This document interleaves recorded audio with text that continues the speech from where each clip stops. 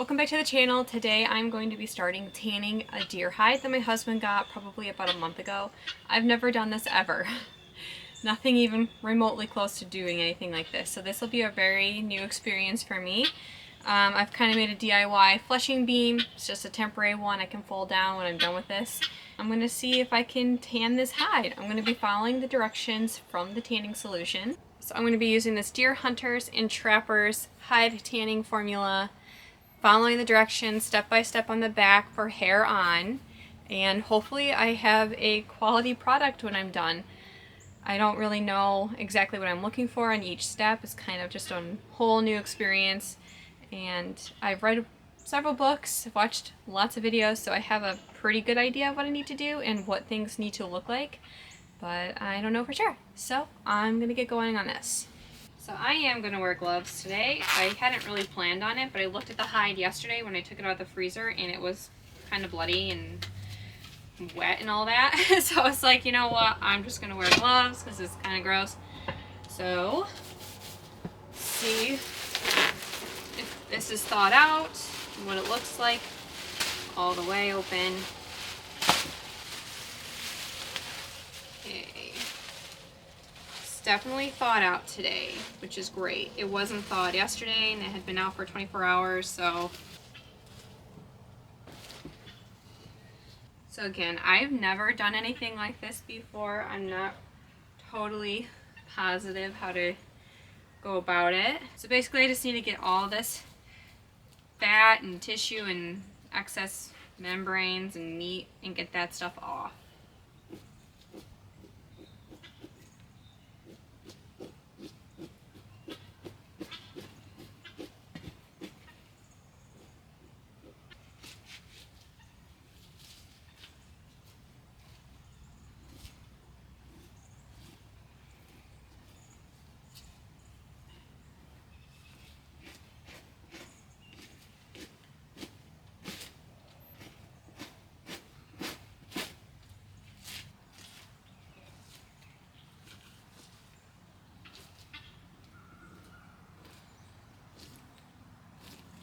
So I'm starting to see what it's supposed to look like, this white bit. That's what needs to be left. I've kind of made some nicks on it though, unfortunately. But I'm like now just starting to get a hang of it.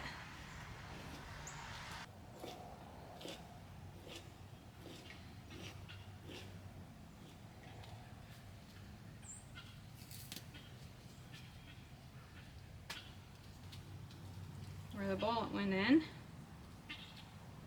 Until that, it's like hemorrhaged on the outside.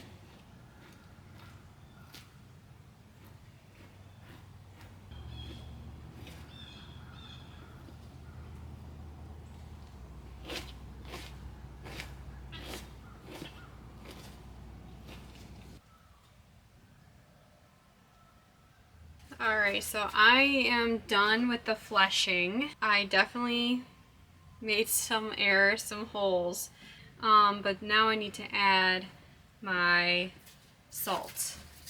My non-iodized salt, that is, too. And I guess you use a generous amount.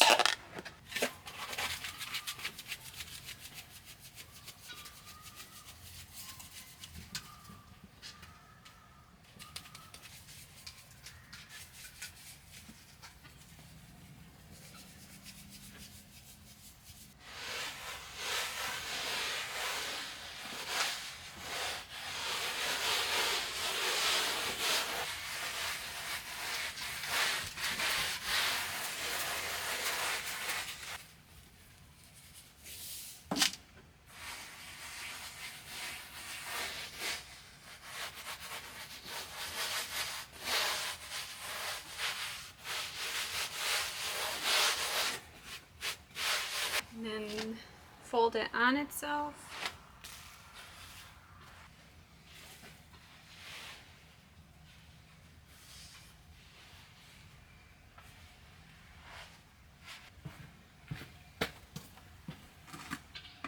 And I'm going to store this for 24 hours and come back and do some more salting. Okay, so it's day 2. All I have to do today is take the hide out, dust off the salt, and put fresh salt on, and then leave it for another 24 hours.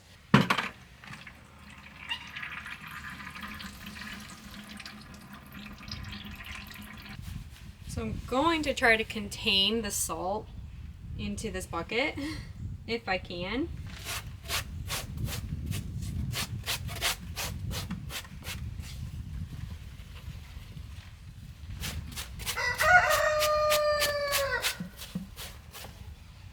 Okay, I'm really happy with how it's looking so far.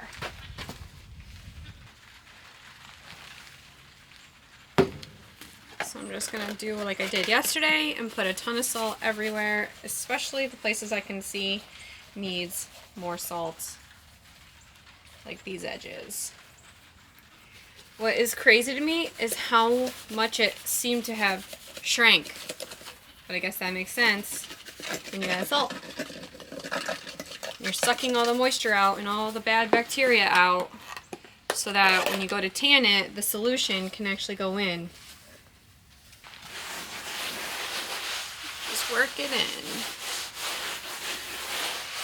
Alright, and you fold it on itself again.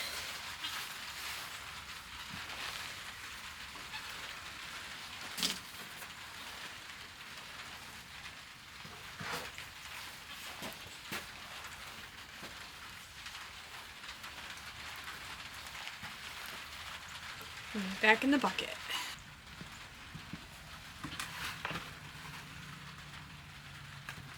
Alright, so I'll put this away again for another 24 hours, and I'm going to come back, check it out, see if it needs more salt, and if it doesn't, we'll move on to the next step. Alright, next day, got my salt. I've got to take this out, get the salt off, and then make a salt brine, leave it for 8 hours, come back, wash it, hang dry, and that'll be the full day. Okay, there's like no drips today, and it feels way lighter, I will say.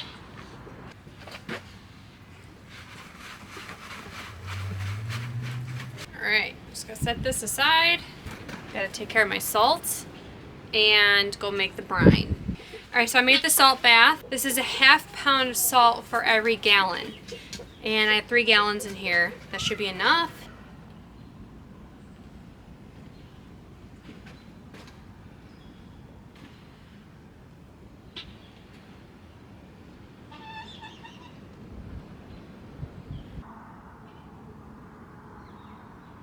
It's in the brine.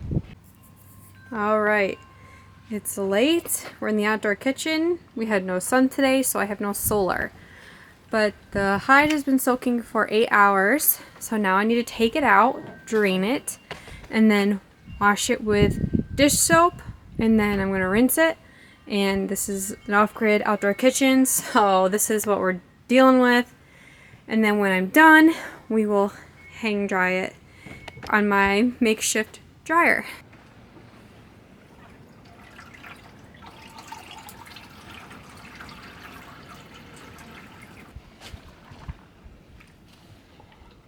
Okay.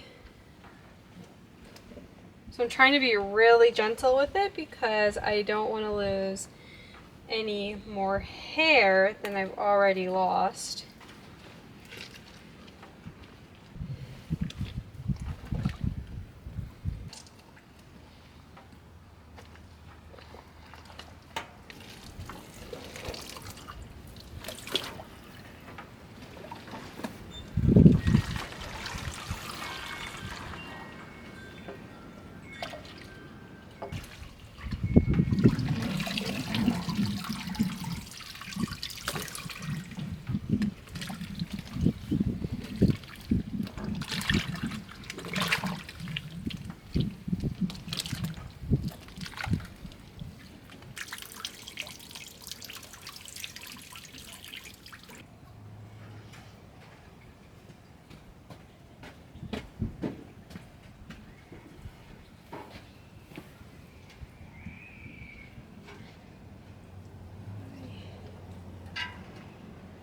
It looks really good. I'm very pleased with how it looks right now.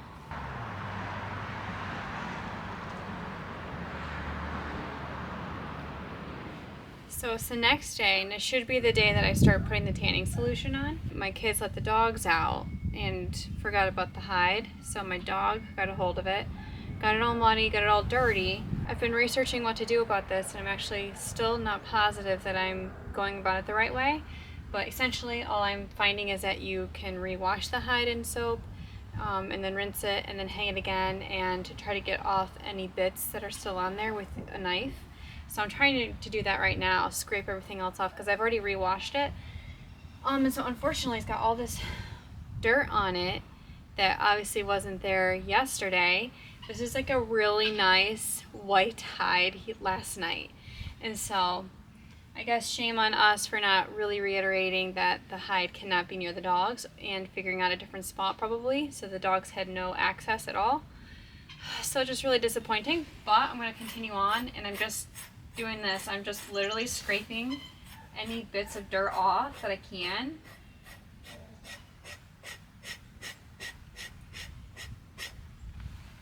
And it does come off pretty good.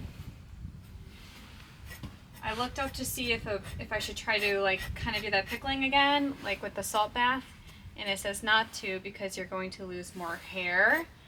And I've already lost a lot of hair again after just putting it in with the dish soap again. So I'm gonna just hope that this works. Also, this wasn't here. This big cut here was not part of what I had started, so got some fixing to do. So I guess I want to explain my concern here is that when you're doing the salt bath, the whole point of that is to draw out the bad bacteria, and so then when you put the tanning solution on, it's just kind of replacing those pores, I guess, and that prevents any like molding or mildew growth. So my worry is that all this dirt that it's now exposed to is taking place into those pores and won't let the tanning solution in to make sure that it doesn't like rot. So I don't know. This is just what I've seen to do. So hopefully I'm going about it the right way. But I guess we'll see.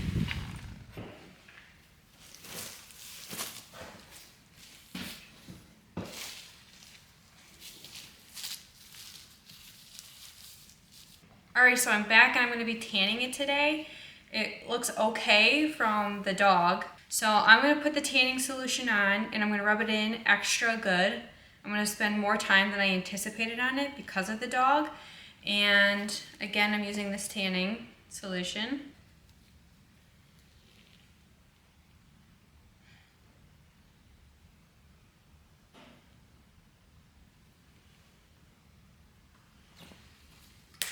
And I've already preheated this and I shook it up.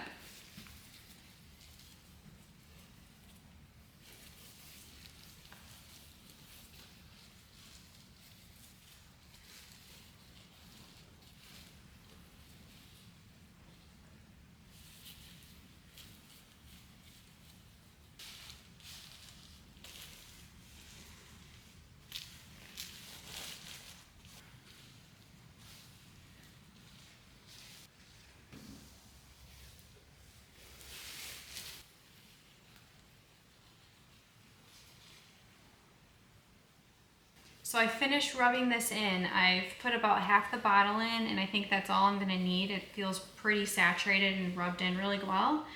The last step is just to fold it in on itself and let it dry.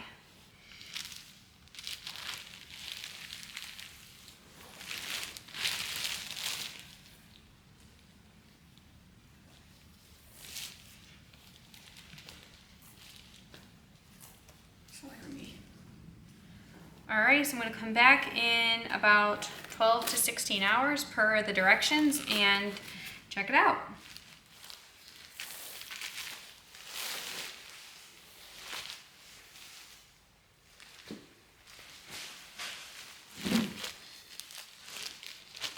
Alright, so this is the hide 12 hours later and it's looking really good.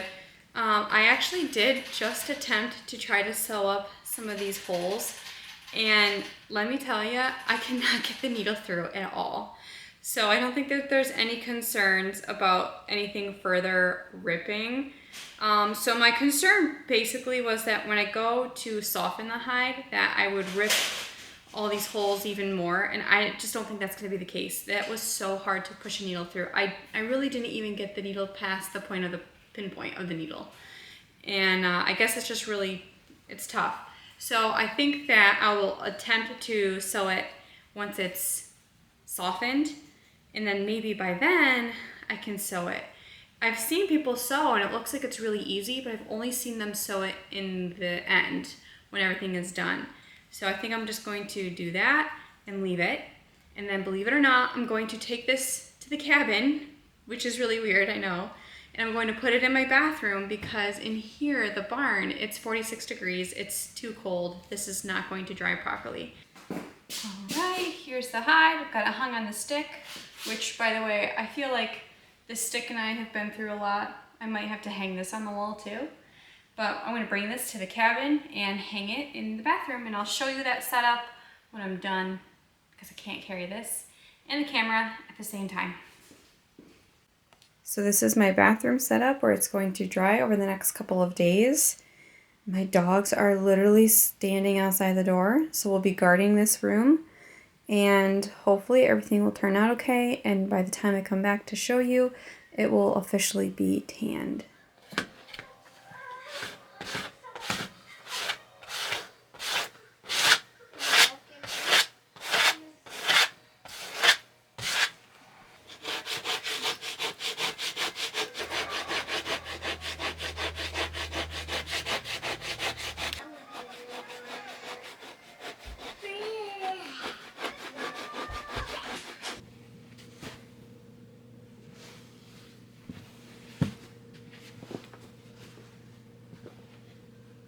So at this point, the tanning process is complete, and all I'm doing now is I'm scraping the skin part of the hide and starting to work the hide, pull and stretch, and just get it more flexible.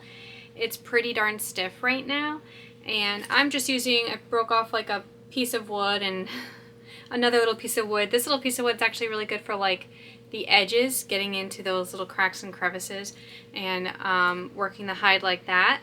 But I've already started, and it's like, it's bendable, like I can move it pretty easy, but it definitely needs to work. And I'm just going to keep doing that until hopefully I get a pretty white hide. I might go back through with some sandpaper just to kind of make it pretty, but right now I just want to make sure it's at least like broken in and flexible and more functional.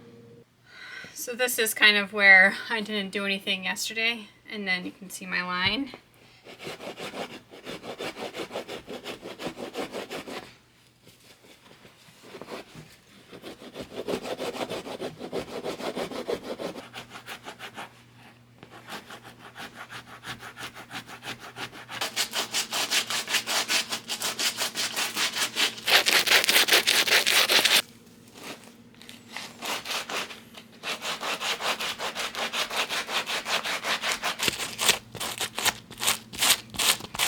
So I think I'm done with the hide for now. There are some tweaks I'd like to do in the future. I just can't right now. We're in like the middle of an ice freeze, but I want to show you the hide so far.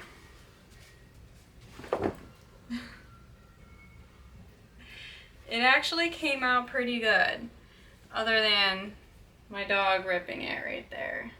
And I'd want to point out some of the mistakes that I've made, and now I will know. But so far, it's actually really good. I'm pretty happy with it. I thought it was a lost cause with the dogs, but I guess not. So let's look at this hide in detail. So first and foremost, we know that I had that big rip from the dogs, and there are a couple of holes that I made and holes from the day it was taken. A couple holes here that I made while fleshing, and that's honestly because this was my first time doing it. So if I had known how to do this before, I wouldn't have made those holes.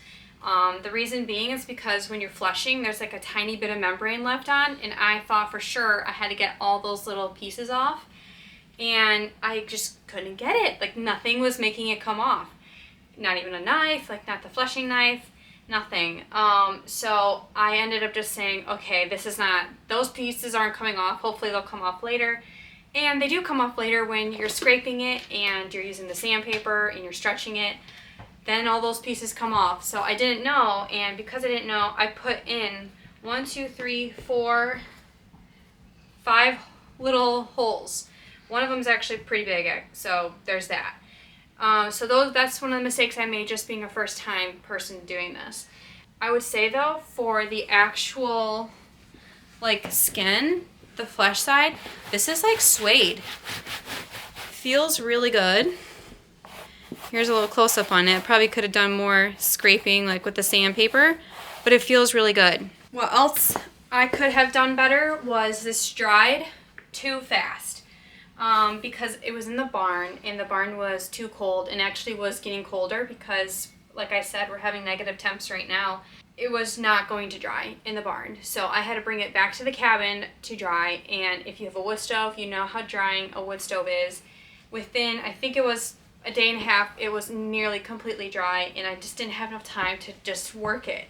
So what I was doing was I was folding it, I was doing all this kind of stuff, and walking on it, doing that kind of thing, stretching it with a stick. So I feel like this could have been more flexible, I guess more soft. The actual skin itself is soft, it's just not very soft to move in general. What I've learned, I think what I can do is maybe in the spring or summer I can dampen it, and once it's wet enough, then I can maybe go like on a 2x4 or a tree and wrap it around it and pull on it for a stretch, and maybe that will make it a little bit more loose. Other than that, I really like how it came out. It came out with a suede texture, and I feel like that's really, it is nice when you have an entire hide. Obviously if I was doing like a buckskin or something, I would want it really tender, really soft, very pliable, but that's not really the case when you have a full hide. The last thing I really should have done was I should have just figured out a way to sew it while it was still wet, because right now, unless I can get it extremely pliable, there's no way that I can sew up these holes.